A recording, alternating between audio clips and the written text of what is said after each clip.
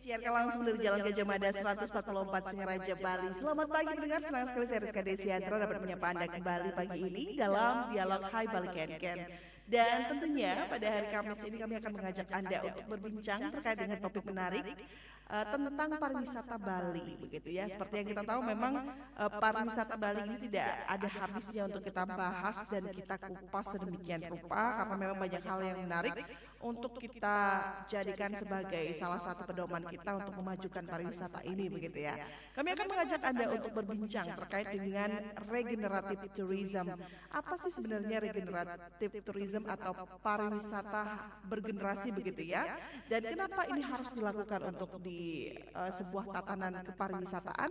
Kami akan mengajak Anda untuk berbincang bersama dengan pemerhati pariwisata Bapak Imade Moga Karisma SDT Par. Ya, baik. Om Swastiastu, Pak Moga.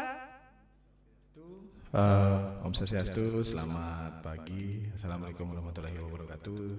Pemirsa juga RRI yang melalui saluran YouTube. Semoga dalam keadaan sehat ya, karena 2-3 hari ini sedang cuaca sangat dingin dan hujan gitu ya. Oke. Kami ucapkan terima kasih sebelumnya untuk Pak Moga sudah menyempatkan diri untuk hadir di RRI Singaraja di tengah kesibukannya tentunya. Baik, Pak Moga, ini menarik, di awal tahun kita berbicara tentang regenerative tourism. Apapun semuanya sebenarnya harus diregenerasikan, begitu ya. Bukan hanya pariwisata tapi juga berbagai sektor lah. Nah, kenapa penting untuk di pariwisata harus diregenerasikan, Pak Moga? Dari sudut pandang pemerhati, apa yang kemudian menjadi catatan ini, Pak Moga? Baik, terima kasih banyak ini untuk pemirsa RRI Singaraja dimanapun berada, baik yang melalui saluran radio ataupun channel YouTube. Saya awali dengan tahun 2024 ya. 2024 menginjak ke akhir tahun akan ada high season sekali untuk Bali ya. Di sana sudah mulai ada banyak kekhawatiran yang muncul begitu dari banyak pemerhati, termasuk juga dari berbagai stakeholders. Nah, dalam hal ini yang dikhawatirkan apa adanya over tourism mungkin, over tourism. Tetapi kita di beberapa tempat membahasakan sebagai over concentrate ya, karena kalau kita bilang over tourism, satu island kita ini yang over itu hanya di bagian tertentu begitu ya.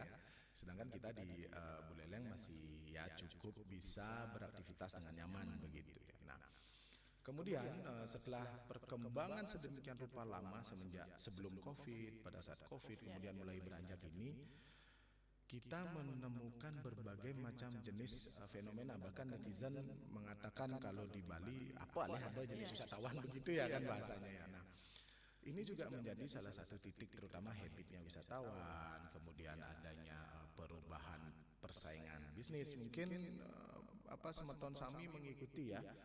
perkembangan driver yang sempat menghadap ke DPR, kemudian asosiasi villa yang menghadap karena banyak ke pihak pemerintah karena adanya yang villa-villa yang dikelola oleh ilegal dan oleh warga negara asing yang tidak ini ya. Dan juga adanya safety pada daya tarik wisata. Mungkin Mbok sendiri pernah dengar ada yang kejatuhan pohon di satu kabupaten, kemudian ada yang tenggelam, ada yang kecelakaan dan macam-macam di jalan. Nah, regeneratif tourism itu berbicara pada dua sisi. Yang pertama, pemulihan. Yang kedua, pengembangan menuju pariwisata yang berkelanjutan, which is green tourism, blue tourism, atau wisata pedesaan atau desa wisata. Kita berbicara pada dua sisi, apa yang dipulihkan dan apa yang dikembangkan. Kalau berbicara apa yang dipulihkan berarti ada sesuatu atau something wrong, ya kan, something wrong lah. Ada sesuatu yang salah. Apa yang harus kita benahi dan kita pulihkan.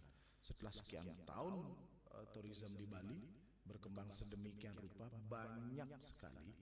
Kalau Tiang dulu di kampus belajar mengurangi dampak negatif, begitu bahasanya kan, dan memaksimalkan dampak positif. Nah, saat ini banyak orang mulai menyadari kenapa ya tourism kok begini eksesnya, kenapa. Nah, inilah yang perlu kita regenerasikan, perlu kita pulihkan, perlu kita adanya pemerataan tourism di sini. Jangan pada satu titik saja. Berbicara masalah kemacetan kan tidak pernah selesai. Kemudian adanya fenomena warga negara asing ngalih gawe dari ojek online di sini kan, begitu kan. Macam-macam. Hampir semua sisi permasalahan melibatkan di Bali ini adanya unsur tourism yang terlibat di dalamnya. Bagaimana juga wisatawan ke tempat ke pura tidak menghormati kesucian pura itu. Nah, inilah Tiang di satu sisi di government, di sisi lain sebagai pemerhati pariwisata itu sangat merasa ini kita harus mengakui bahwa kita ada kekurangan dalam pengelolaan pariwisata Bali. Kita harus banyak belajar. Ini bukan saya berbicara masalah studi banding keluar, enggak. Kita berbicara masalah apa yang harus kita benahi dan kedepannya harus seperti apa. Salah satu contohnya misalnya ketika berbicara infrastruktur. Benar nggak sih se-urgent itu misalnya kita memerlukan entah itu underpass, entah itu kereta api, entah itu bandara. Kemudian bagaimana ekses pembangunannya dalam 1, 2, 3 tahun ke depan, apakah akan menyebabkan kemacetan? Tentu ada ekses kan, misalnya kita membangun LRT di bawah gitu misalnya, atau di atas, pasti ada ekses pembangunannya. Ada dampaknya sebelum sarana itu bisa kita pergunakan secara optimal. Nah, ini regeneratif tourism ini selain berbicara masalah pemulihan, berbicara masalah pengembangan. Trennya ke depan, wisatawan itu adalah ekologi, lingkungan, pedesaan, komunitas. Sudah tidak lagi berbicara hingar-bingar. Oke, itu masih menjadi bagian yang tidak akan terpisahkan begitu ya. Tetapi ketika berbicara tren, menangkap tren ini, maka daya tarik wisata, maka daerah-daerah yang memiliki basis wisata nature dan masih bersifat community based, ini harus kita kelola dengan baik sehingga pasar bisa datang. Itu dia. Jadi mengawali ini memang sertifikat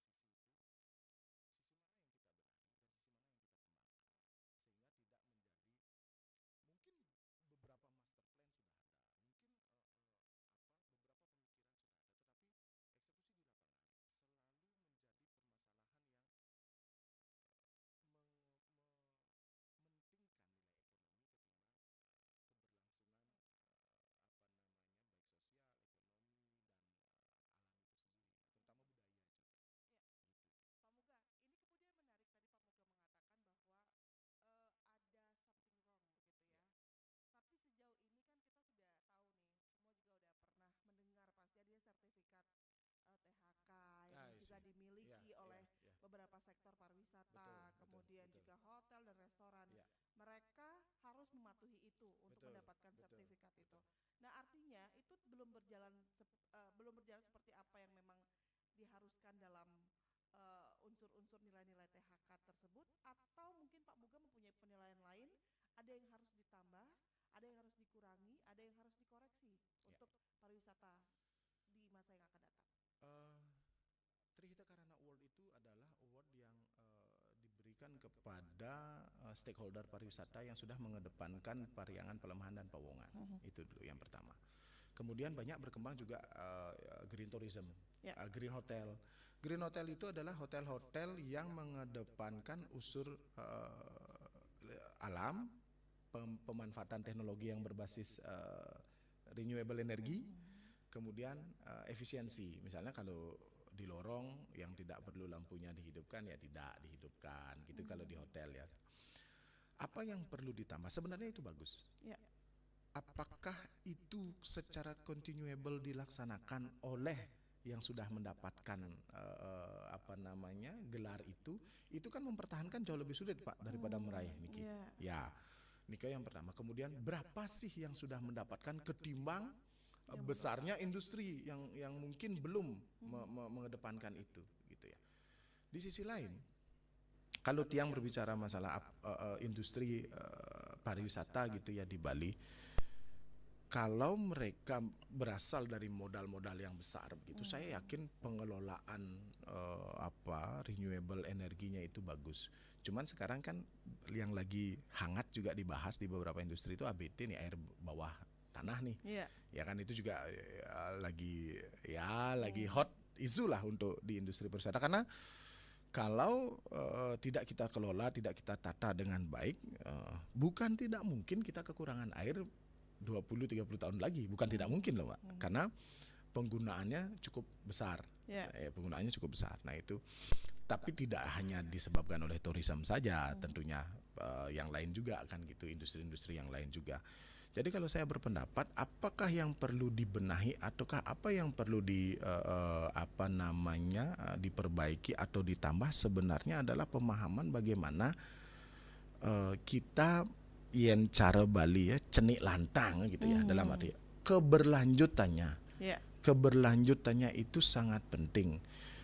Kita sudah mulai merasa kalau kita ke Denpasar macet nih dan sebagainya sudah mengeluh pada diri sendiri gitu.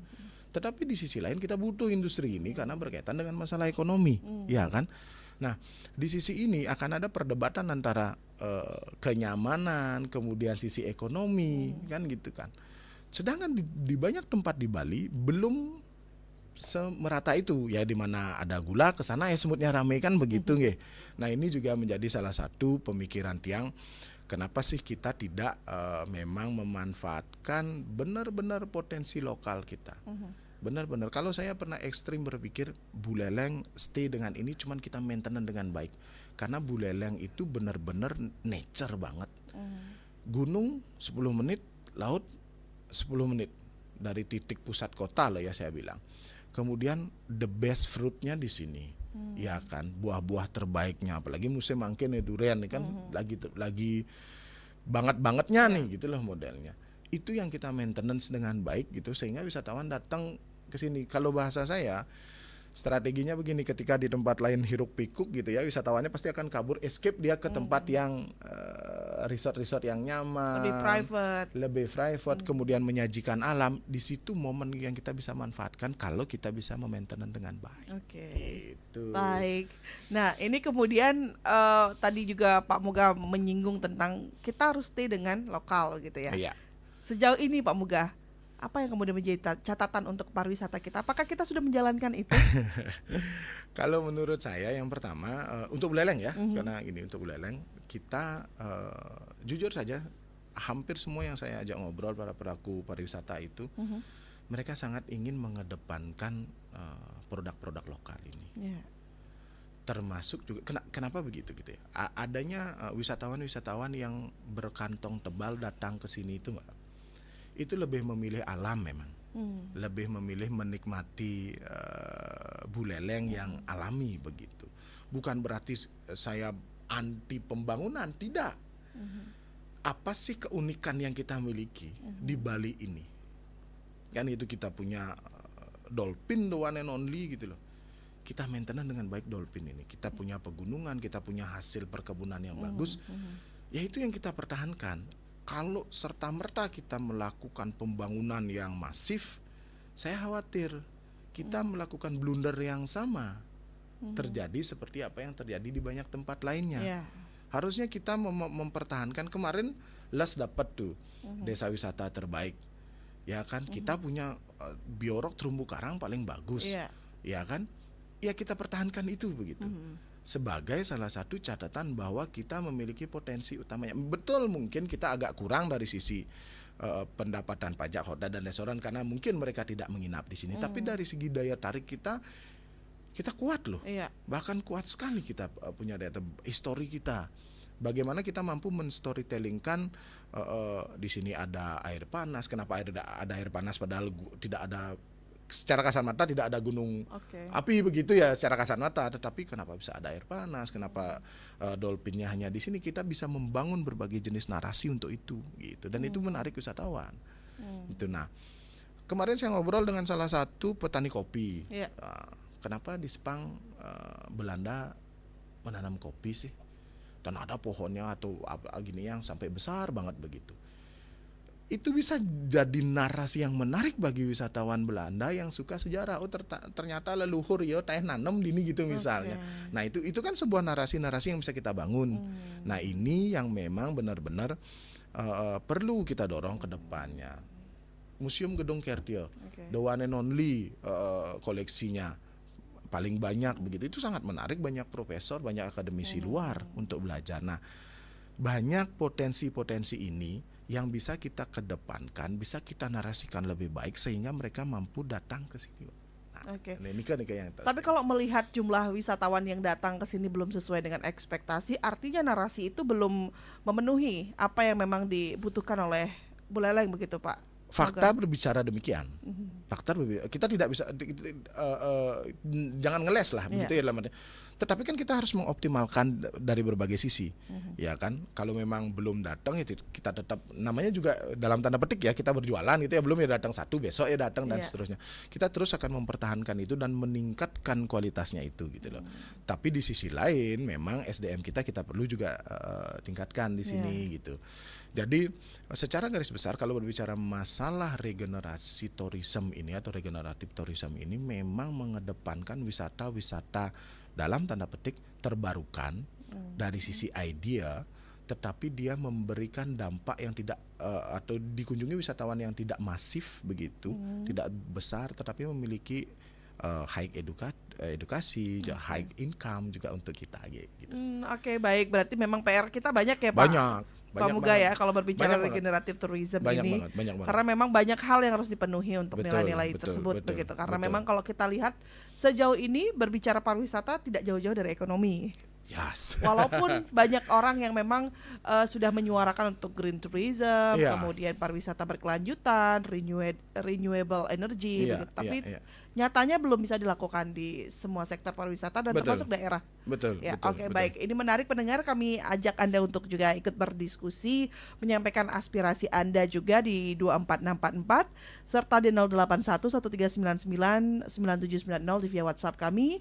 Kami nantikan untuk atensi Anda. Anda juga bisa menyematkan komentar Anda tentunya di via YouTube RRI Singaraja Official ya. Jadi Anda bisa menyaksikan siaran kami ini langsung secara live di RRI Singaraja Official. Kita lagi berbicara tentang regenerasi pariwisata atau pariwisata yang harus diregenerasikan dengan banyak upaya yang tadi sudah dijabarkan oleh Pak Muga.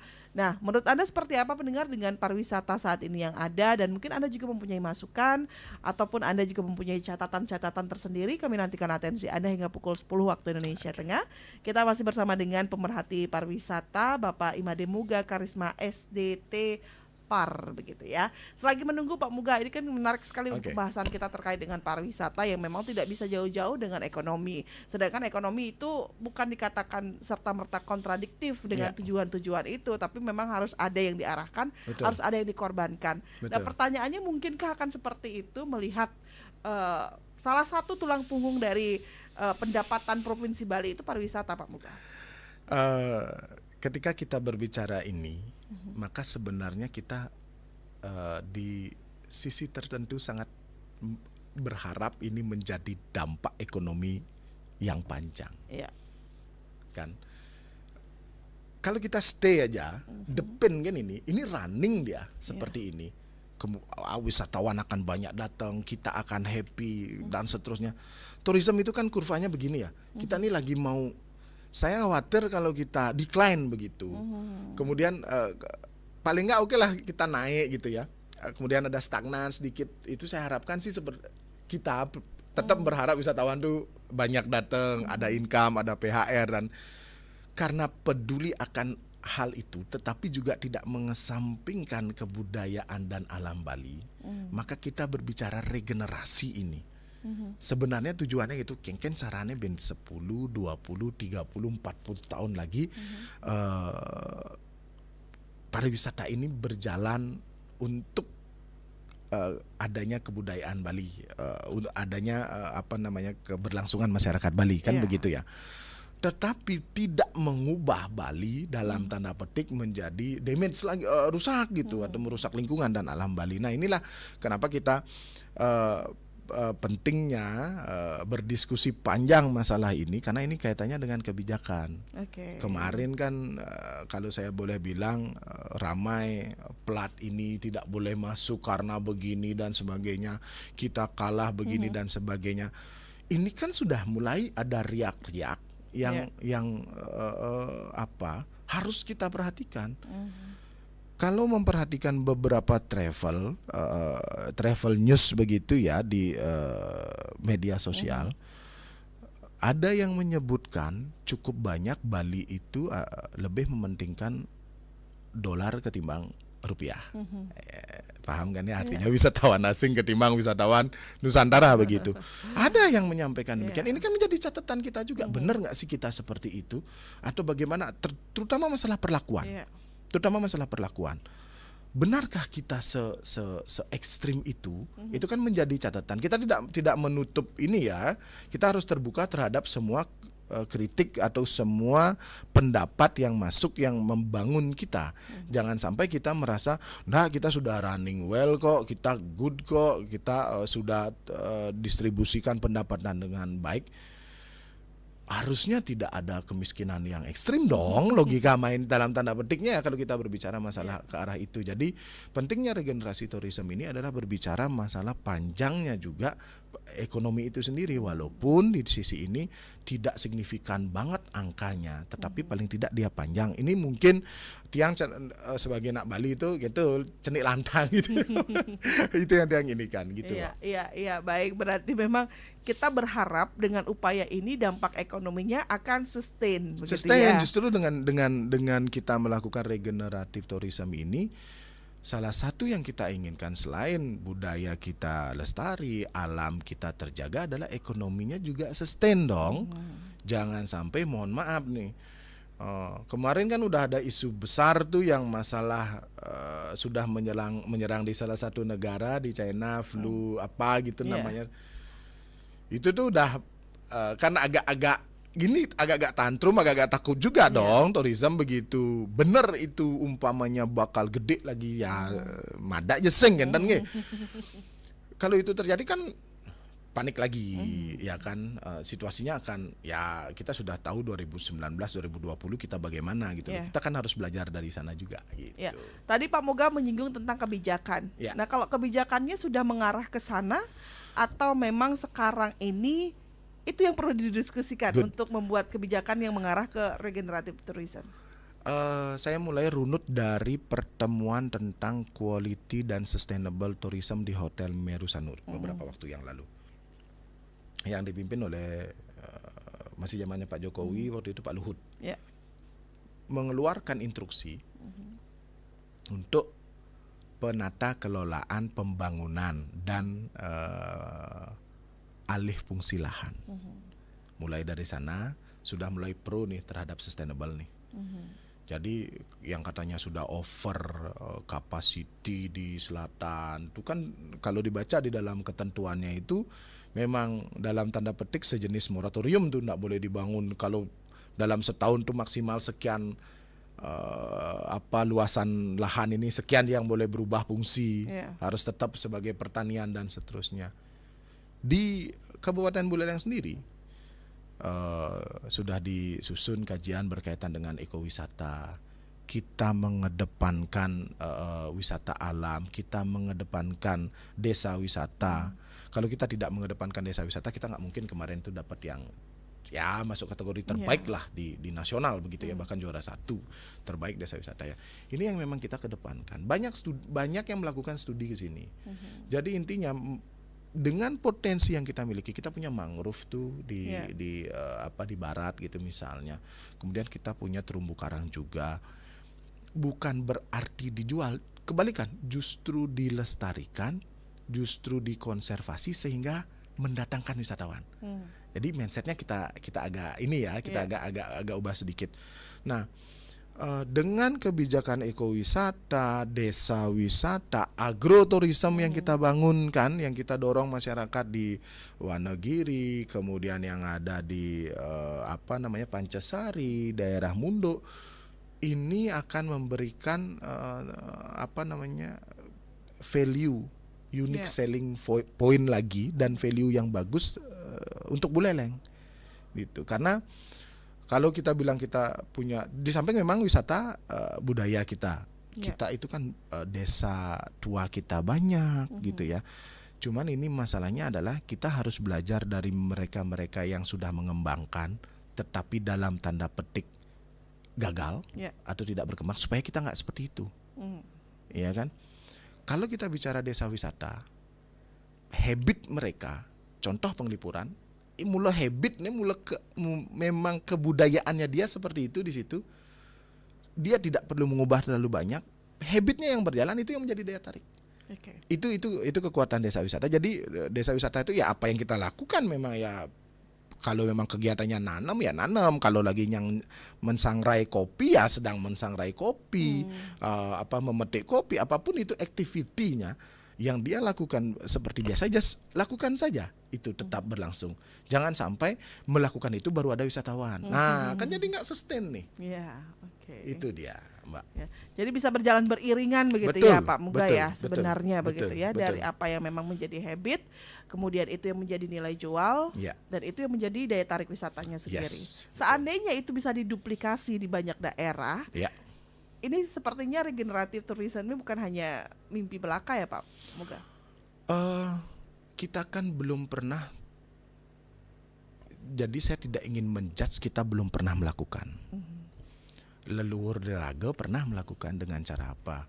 Nyepi misalnya. Itu Nyepi itu di seluruh dunia bisa menstop segala sesuatu loh, ya kan? Pesawat aja nggak ada terbang di atas kita. Kemudian tidak ada suara. Nyepi seluruhnya. Catur berata penyepian itu. Kemudian di Ijen atau di Bromo ya, saya kurang tahu detailnya. Mereka ada dalam 1 bulan itu seminggu untuk stop wisatawan, nggak ada yang naik. Untuk mereka melakukan clean up. Komodo beberapa waktu yang lalu 2 minggu atau 3 minggu itu tidak menerima wisatawan. Supaya apa? Habitnya si Komodo ini tidak berubah. Di samping memang melakukan proses pembersihan. Mau lihat kemarin 4 kementerian, 5 kementerian melakukan pembersihan di pantai yang ada di selatan. Banyak media tuh yang sampah kiriman banyak. Saya sih nggak menyarankan untuk stop wisatawan datang sehari bu. No. Yang saya butuhkan adalah komitmen bahwa bagaimana Anda memainten daya tarik wisata Anda. Iya kan? Bagaimana Anda memainten daya tarik wisata Anda supaya dia tetap terlihat asri dan alami. Let's say ke depan setiap wisatawan yang berkunjung ke air terjun A di sekitar wilayahnya itu, kita kasih dia 1 bibit untuk nanam. Suruh kasih nama, tag begitu, dia akan ingat. 5 years dia datang tumbuh. Dia masih datang lagi, dia mengingat ada yang dia kerjakan. Ya kan? Sama dengan bagaimana merilis tukik gitu misalnya. Kan sama itu sebagai sebuah experience. Tapi begitu nanam, ingat dia, oh saya pernah nanam di Buleleng. Datang yuk sana yuk, lihat benar ya udah tumbuh. Ya kan? Itu satu. Kemudian yang berikutnya apa? Kalau kita melihat, ini mohon maaf nih, dolphin ini kan sepanjang tahun sepanjang hari nih. Pernah nggak break 2 hari atau 3 hari aja. Kasih mereka memang sesuai dengan habitnya, patutnya pesu ya pesu, patutnya balik dia bersembunyi dan seterusnya. Maksud saya adalah memberikan kesempatan bernafas kepada daya tarik wisata yang over banget, kedatangan wisatawan sampai kadang-kadang kan netizen pintar tuh, pas sedang rame, kotor, jepret, viral gitu kan, pas lagi bersih-bersihnya nggak ada yang ngomenin kan begitu. Maksud saya di sini adalah memberikan kesempatan gitu ya, memberikan kesempatan kepada daya tarik wisata untuk istilahnya bernafas, menarik nafas gitu ya. 1-2 hari mungkin mereka close untuk renewable, bersih dan sebagainya, mencek safety-nya. Jikalau seperti musim sekarang bagaimana, itu sangat penting melakukan proses itu menurut saya. Ya, baik, ini menarik pendengar, kami nantikan atensi Anda juga untuk ikut beratensi di 24644 atau di WhatsApp 081139999790, dan juga bisa menyematkan komentar Anda di live YouTube RRI Singaraja Official. Kita masih berbincang terkait dengan regeneratif tourism dalam dialog Hai Bali Ken Ken bersama dengan narasumber yang hadir di studio. Pak Muga, kita akan lanjutkan lagi selepas jeda berikut ini. Tetaplah bersama kami pendengar di Pro 1 RRI Singaraja, kanal informasi dan inspirasi.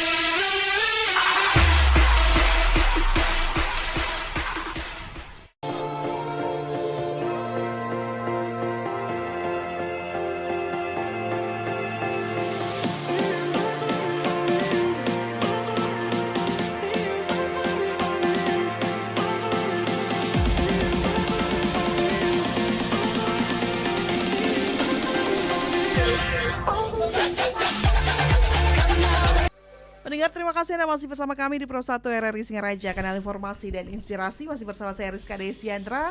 Dan kita masih berbicara tentang regeneratif tourism bersama dengan Bapak Imade Muga Karisma SDTP PAR, pemerhati pariwisata. Dan tadi juga sudah disebutkan beberapa hal penting untuk bisa meregenerasi pariwisata kita di Pulau Bali, yaitu adanya pemeliharaan dan satu lagi pengembangan. Nah, itu adalah 2 poin penting yang tadi ditekankan untuk bisa